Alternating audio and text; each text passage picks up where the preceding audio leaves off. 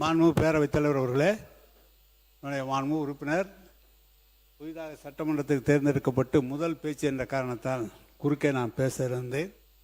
மணப்பாறை தொகுதியில் வளர்ச்சி திட்டங்கள் என்பது உங்களுக்கு தெரியும். அது பெரிய தொகுதி, இருக்கிறதே திருச்சி மாவட்டத்தில் இருக்கிற பெரிய தொகுதி.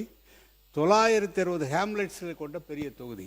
3 ஒன்றியங்கள், 2 ஒரு நகரம், பேரூராட்சி என்று விரிந்து பறந்த தொகுதி. அதிலே குடிநீர் மிக சிரமமாக இருந்த காலம். குடிநீரே இல்லை, பாதுகாக்கப்பட்ட குடிநீர்.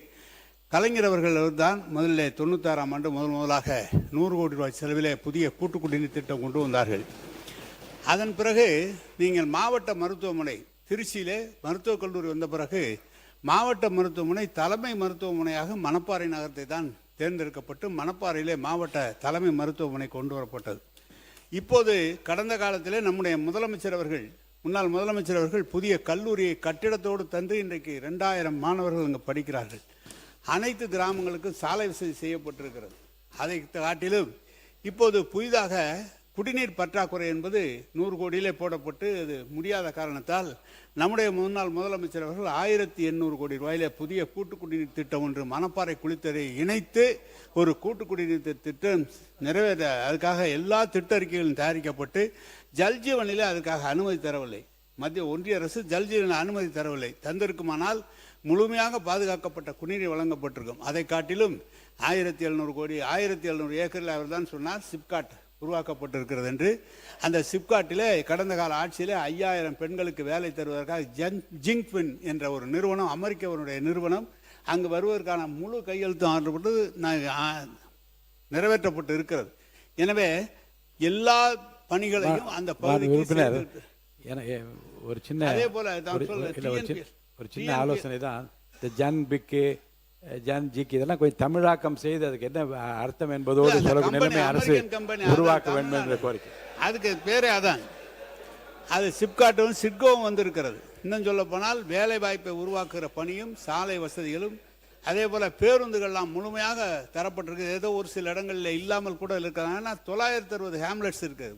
ஒரு தொகுதி என்பது பார்த்தால் 200 கிராமங்கள் இருக்கும், அப்படி எல்லாம் இருக்கும். ஆனால் இந்த மணப்பாறை என்பது பறந்து விரிந்த 960க்கும் மேற்பட்ட இருக்கும். எனவே கழக ஆட்சி, கலைஞர் ஆட்சியிலும் சரி, நம்முடைய முதலமைச்சர் முன்னாள் முதலமைச்சர் தளபதி அவருடைய ஆட்சியிலும் பல்வேறு திட்டங்கள் அந்த பகுதியிலே செய்யப்பட்டிருக்கிறது. இன்னும் சொல்ல போனால் நேரடியாக திராவிட முன்னேற்ற கழகம் போட்டியிடாமல் தொடர்ந்து தோழமை கட்சிகளுக்கு அந்த இடம் கொடுத்து அப்படி கூட வெற்றி பெற்ற மக்கள் ஏற்றுக்கொண்ட பகுதி. எனவே தம்பி அவர்கள் புதிதாக வந்திருக்கிறார்.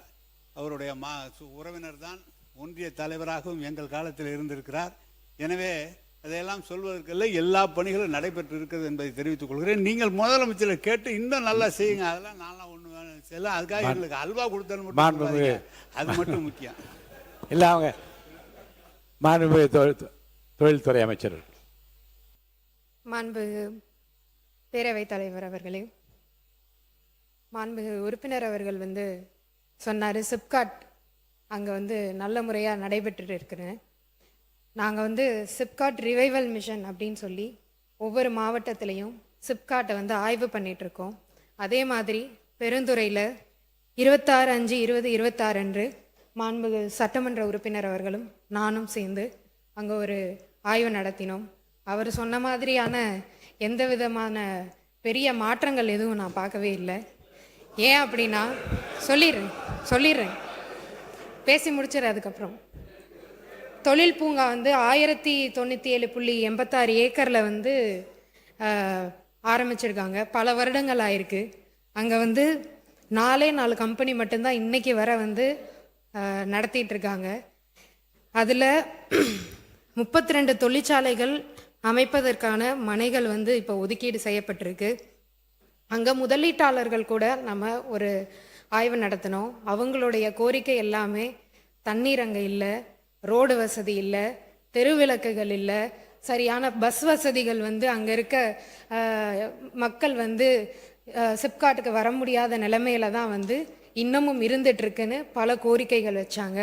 அதுக்கேற்ற மாதிரி ஆய்வு நடத்தின உடனேயே நீர் வழங்குறதுக்காக 1/6/2026 காவிரி நீர் வழங்கல் திட்டத்தின் மூலமாக நம்ம சோதனை ஓட்டம் செஞ்சு அதில் கண்டறியப்பட்ட குறைகள்லாம் திருத்தி 7/6/2026 நிலம் ஒதுக்கீடு செய்யப்பட்ட அனைவருக்கும் நீர் வழங்கியிருக்கோம்.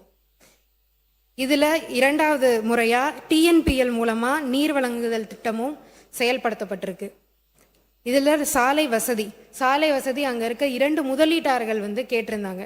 சாலை வசதிக்கான டெண்டர் வந்து 6/7/2026 அன்று ஒதுக்கீடு செய்யப்பட்டு நாளைக்கு அது வந்து ரிலீஸ் செய்யப்படுது. இதன் மூலமாக அங்கே இருக்க சாலை வசதிகளும் செய்யப்படுது. இது மட்டும் இல்லாமல் அங்கே இருக்க தெருவிளக்குகளும் இதே ஒதுக்கீட்டில் வந்து செய்ய போகிறோம். பேரவையின் அனுமதியுடன் அலுவல் நேரம் நீட்டிக்கப்படுகிறது. மாண்புமிகு அமைச்சர் பேசலாம். இதை தவிர அங்கே இருக்க ஒரு பெப்சிகோ நிறுவனம் பல ஆண்டுகளாக டிடிசிபி அனுமதி இல்லாமல் இருந்துட்டு இருந்துச்சு. அவங்களுக்கு உடனடியாக நம்ம இன்னைக்கு பண்ணி கொடுத்துருக்கோம்.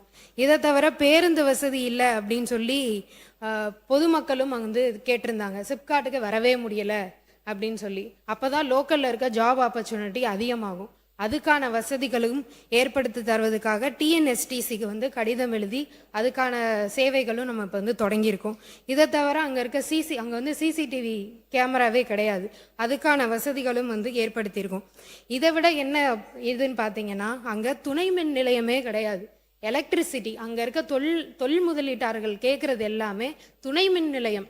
அதாவது எலக்ட்ரிசிட்டி இல்லாமல் எப்படி ஒரு தொழில் வந்து நம்ம ஆரம்பிக்க முடியும்? அதுக்காக தொழிற்சாலைகள் எதிர்கால மின் தேவையை கருதி 110 கிலோவாட் துணை மின் நிலையம் அமைப்பதற்கு தேவையான நிலம் அடையாளம் வந்து கணக்கெடுக்கப்பட்டு இப்போ அதுக்கான தானப்பத்திரமும் நம்ம பதிவு செய்யப்பட்டிருக்கு.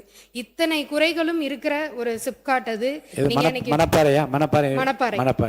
வேற ஊர் சொன்னீங்க. மணப்பாறை. இது வந்து இங்கே மட்டும் கிடையாது, பல இடத்துல சிப்காட் இதே நிலைமையில தான் இருக்குது. போய் பார்த்தீங்கன்னா பொட்டல் காடாக தான் இருக்குது. நிலம் மட்டும் வாங்கி ஒதுக்கீடு வச்சுருக்காங்க. ஆனால் இங்கே தொழில்கள் எதுவுமே இன்னும் வரவே இல்லை. இங்கே இருக்க சட்டமன்ற உறுப்பினர், நம்ம தருமபுரியில் இருக்கிற சட்டமன்ற உறுப்பினர் அவர்களே வந்து அதை வந்து ஏற்றுப்பாங்க. அப்படிப்பட்ட நிலைமை இருக்குது. அதையெல்லாம் மாற்றி முதல் ஆய்வு பண்ணோம். அதுக்கான டெண்டர்களையும் விட்டு அதுக்கான வசதிகளையும் இப்போ நம்ம மாண்புமிகு முதலமைச்சர் அவர்கள் மூலமாக பண்ணிகிட்டு இருக்கோம். மாண்புமிகு உறுப்பினர் தமீமின் அன்சாரி அவர்கள். ஆனால் இல்லை இது போதும். இப்போ இது இந்த விளக்கமே இல்லை. நீங்கள் இல்லைங்க, என்ன செய்திகள் என்று நீங்கள் சொன்னீர்கள், என்ன நடக்கவில்லை என்று அவர் சொல்லிவிட்டது போதும். அடுத்து மாண்பு உறுப்பினர் தமீமின் அன்சாரி உட்காருங்க. அண்ணே மாண்பு உறுப்பினர் உட்காருங்க.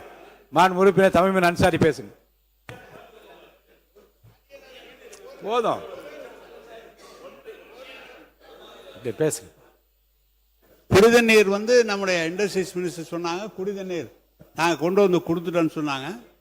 கிட்டத்தட்ட ஒரு 90 நாளையில் அவ்வளோ பெரிய திட்டத்தை நிறைவேற்றக்கூடிய நல்ல அமைச்சர் தான். ஏன்னா நாங்கள் ஏற்பாடு செய்யாமல் அந்த குடிதண்ணீர் நீங்கள் 90 நாள் நாங்கள் கொண்டு வந்திருக்க முடியாது. இன்னும் பொன்னண்ணையாரை பற்றி நம்முடைய அமைச்சர் சட்டமன்ற உறுப்பினர் சொன்னார். பொன்னண்ணையார் டேமை உருவாக்குனதே கலைஞர்.